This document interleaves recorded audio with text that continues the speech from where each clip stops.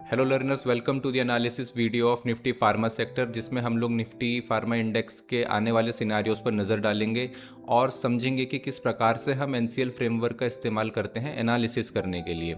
ठीक है, तो ये एक प्योरली एजुकेशनल वीडियो होगा जिसमें किसी भी प्रकार से कोई भी बाय या सेल सिग्नल नहीं दिया जाएगा। तो आप कृपया यहाँ से कोई भी डिसीजन ना बनाएं और सिर्फ लर्निंग पर फोकस करें। ओके, तो शुरू करते हैं।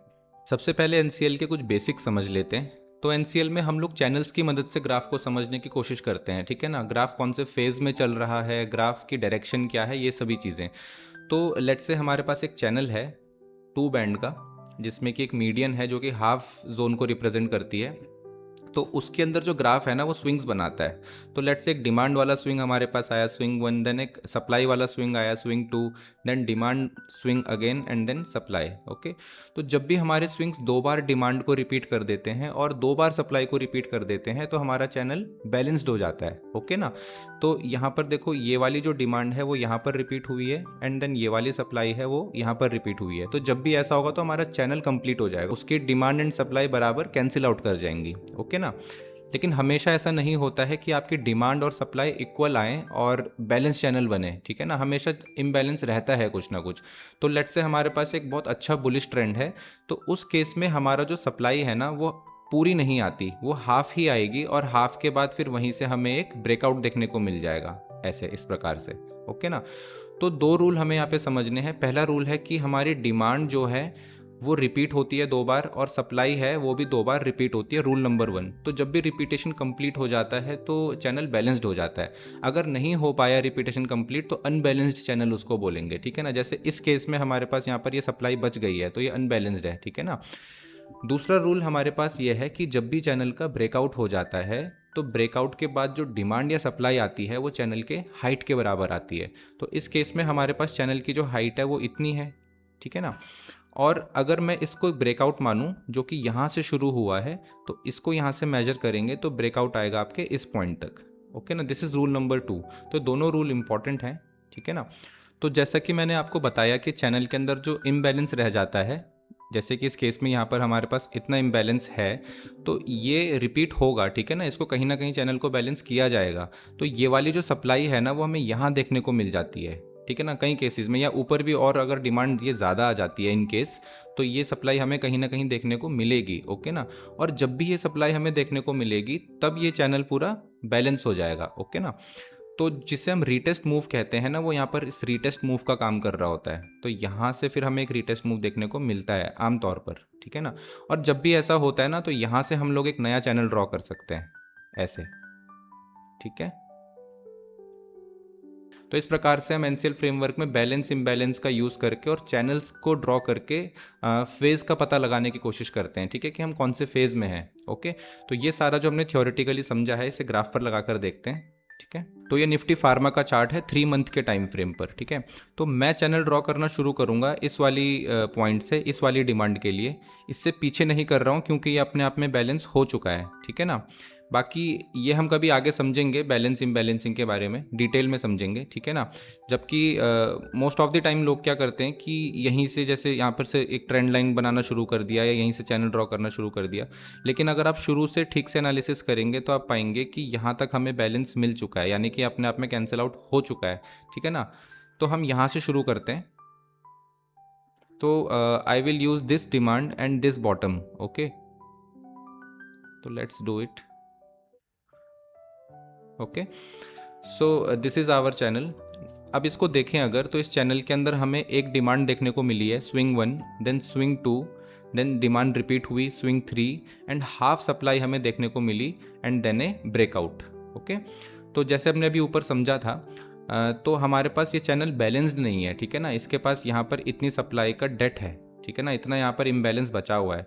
तो मैंने कहा था कि जब बिना बैलेंस हुआ चैनल ब्रेकआउट हो जाए तो उसके बैलेंस के लिए हमें उसकी सप्लाई या डिमांड बाहर कहीं ना कहीं देखने को मिलती है। तो जो ये वाली सप्लाई है ना वो इसकी बची हुई सप्लाई है। ठीक है, यानी कि इसका आना एक्सपेक्टेड था यहाँ पर। ओके, वैसे तो इसको यहीं पर आ जाना चाहिए था इस वाले पॉइंट पर, लेकिन ऐसा तो नहीं हुआ। थोड़ा सा यहाँ पर एक्स्ट्रा हमें डिमांड मिली हुई है तो यहाँ पर ये सप्लाई रिपीट हुई है। ओके, तो इस पॉइंट पर हम कह सकते हैं, इस वाले पॉइंट पर, कि ये पूरे चैनल की डिमांड एंड सप्लाई बैलेंस हो गई है। इतना चैनल यहाँ पर कंप्लीट हो गया, ठीक है। और यहाँ से फिर हमें एक नई डिमांड देखने को मिल रही है, ओके। सेकंड मैंने कहा था कि जब भी हमारा चैनल का ब्रेकआउट हो जाए तो हम वहाँ से एक नया चैनल ड्रॉ कर सकते हैं, ठीक। तो जो ये वाली सप्लाई है ना और ये वाली सप्लाई है, इनके बेसिस पर मैं एक चैनल ड्रॉ कर सकता हूँ, ठीक। तो इसके लिए हम लोग वीकली टाइम फ्रेम पर चलते हैं, इसको थोड़ा लाइट कर लेते हैं। वीकली टाइम फ्रेम पर जो ये वाली सप्लाई है एंड जो ये वाली सप्लाई है, हम इन्हें एक ही मान के चल रहे हैं, ठीक है ना। ये वाली सप्लाई इसी का बचा हुआ आधा हिस्सा है, ठीक है। तो इनमें मैं एक चैनल ड्रॉ कर सकता हूं यहां से, ठीक है। इसको थोड़ा हार्ड कर लेते हैं।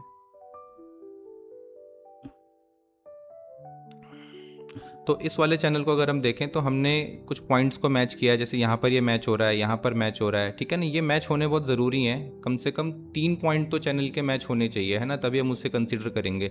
सिर्फ 2 पॉइंट से मैच करके हम नहीं बता सकते, एटलीस्ट इतना हो तो चौथा स्विंग हम लोग निकाल सकते हैं, ठीक है ना।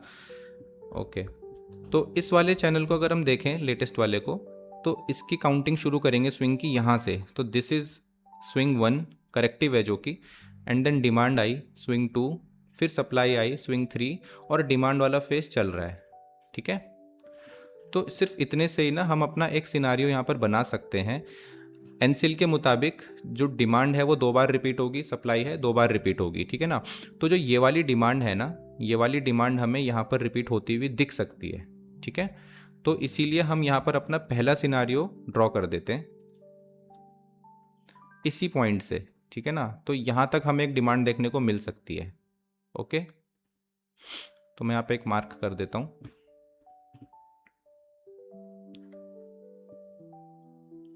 और यहीं से हम एक डाउन साइड सिनारियो भी ड्रॉ कर लेते हैं, इन केस अगर ये यहाँ नहीं जाता है, हाफ डिमांड से ही यहाँ से नीचे के लिए ब्रेक डाउन हो जाता है, ठीक है ना। तो फिर कहाँ तक ब्रेक डाउन आ सकता है, तो मैंने आपको बताया था कि जब भी चैनल का ब्रेकआउट होता है तो चैनल की हाइट के बराबर होता है। तो इस चैनल की जो हाइट है वो हमारे पास इतनी है, तो इस पॉइंट से अगर ब्रेकडाउन आता है नीचे के लिए तो हम यहाँ से मेजर करेंगे और इस जगह तक हमें एक सप्लाई देखने को मिल सकती है, ठीक है ना, इसी पॉइंट से। तो ये हमारा डाउन साइड सिनारियो होगा, ओके। इसे भी मार्क करके रख देते हैं। तो ये हमारे पास 2 सिनारियो होंगे एनसीएल के मुताबिक, ओके। तो और चीज़ें समझ लेते हैं, जैसे आप यहाँ पे कह सकते हैं कि ये चैनल यहाँ से क्यों नहीं ड्रॉ किया, है ना।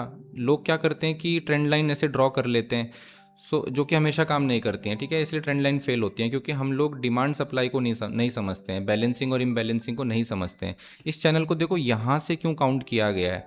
अगर आप इसको हाइड कर लेते हैं थोड़ी देर के लिए, तो अगर मैं इस चैनल को यहाँ से ड्रॉ करता, मान लेते हैं, तो देखो एक तो ये चैनल ठीक से ड्रॉ नहीं हो रहा है ना, हो रहा है, मतलब मैं यहाँ पर भी कैलकुलेशन कर सकता हूँ। जैसे ये डिमांड आई है, सप्लाई आई है, और फिर यहाँ पर डिमांड ने डायरेक्ट ब्रेकआउट दे दिया। ये भी एक तरीका है एनसीएल में मेजर करने का, जो कि कुछ केसेस में हम लोग यूज़ करते हैं, ठीक है ना। लेकिन यहाँ पर हम लोग ना बैलेंस इम्बैलेंस नहीं मेजर कर पाएंगे। जैसे कि यहाँ पर होना क्या चाहिए था कि ये सप्लाई यहाँ पे हाफ तो आनी चाहिए थी या एटलीस्ट फुल तो आनी चाहिए थी, तो ऐसा तो हुआ ही नहीं, है ना। इसके बजाय ये बाहर से हाफ आई है ना। तो इसीलिए हमने यहाँ पर ये चैनल नहीं ड्रॉ किया, ठीक है ना। तो जब भी हम बैलेंसिंग सही से करते हैं ना, स्विंग्स के जो फेजेस होते हैं वो ठीक से पकड़ते हैं, तो चैनल हमेशा एक्यूरेट ड्रॉ होता है, ठीक है ना, सही ड्रॉ होता है मतलब। तो अगर आप C2 को देखेंगे, चैनल 2 को देखेंगे, तो ये सही ड्रॉ हुआ है, ठीक है ना। इसकी काउंटिंग बस यहाँ से शुरू करेंगे, ओके। वैसे तो हमारी वीकली टाइम फ्रेम पर एनालिसिस कंप्लीट हो गई है, क्योंकि ये वाला जो चैनल है ये अपने बहुत मैच्योर वाले फेज़ में चल रहा है, ठीक है ना। मतलब हम इजीली यहाँ पे देख पा रहे हैं कि डिमांड डबल हो सकती है, मतलब कि यहाँ तक पहुँच सकती है, और यहाँ से एक सप्लाई हमें देखने को मिल सकती है, ठीक है ना। लेकिन फिर भी जो हमारा रिसेंट वाला स्विंग है, यानी कि ये वाला स्विंग है, इसकी एनालिसिस कर लेते हैं और देखते हैं कि क्या पता चलता है हमें, ठीक है ना, कौन सी प्रोबेबिलिटी ज़्यादा है।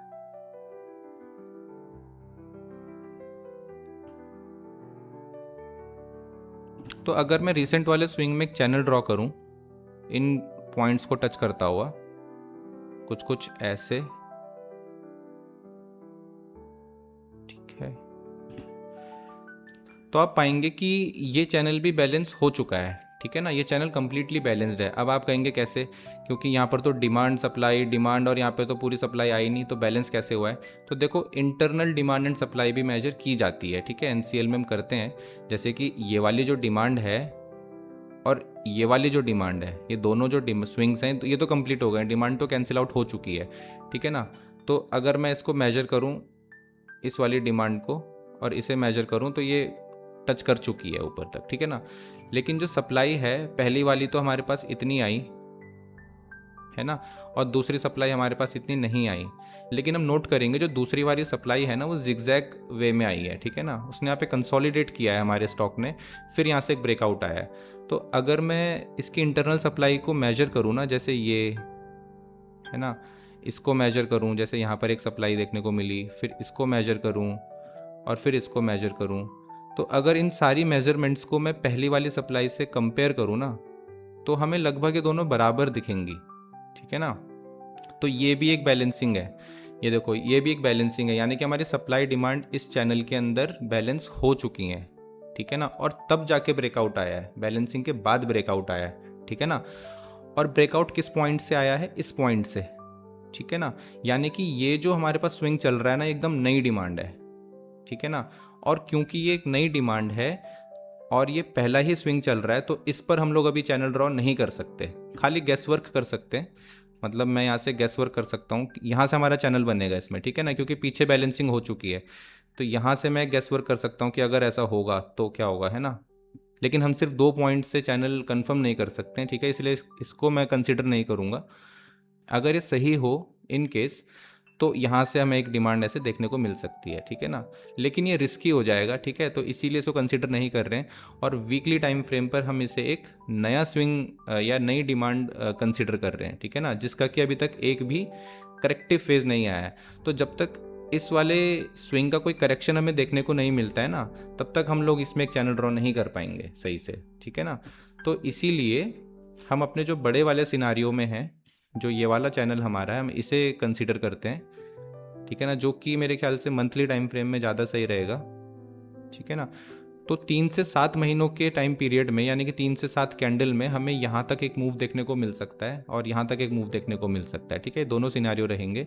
ये लगभग 21% का मूव है अप साइड यहाँ से, और डाउन साइड लगभग 21% का, लगभग बराबर मूव है, ठीक है। तो जब भी इन दोनों सिनारियों में से एक भी सिनारियो ट्रू होगा, तो हम लोग इसकी दोबारा एनालिसिस करेंगे और आगे देखने की कोशिश करेंगे कि क्या होता है। तब तक चैनल से जुड़े हुए रहें। और मैंने और भी सेक्टर्स के एनालिसिस वीडियो कवर किए हुए हैं वीकली और मंथली टाइम फ्रेम पर, आप उन्हें भी जाकर देखें और वहाँ से एनसीएल फ्रेमवर्क सीखने की कोशिश करें। ओके, बाकी जुड़े हुए रहें और हम और भी सेक्टर्स को आगे कवर करने की कोशिश करेंगे। ओके, तब तक के लिए थैंक यू।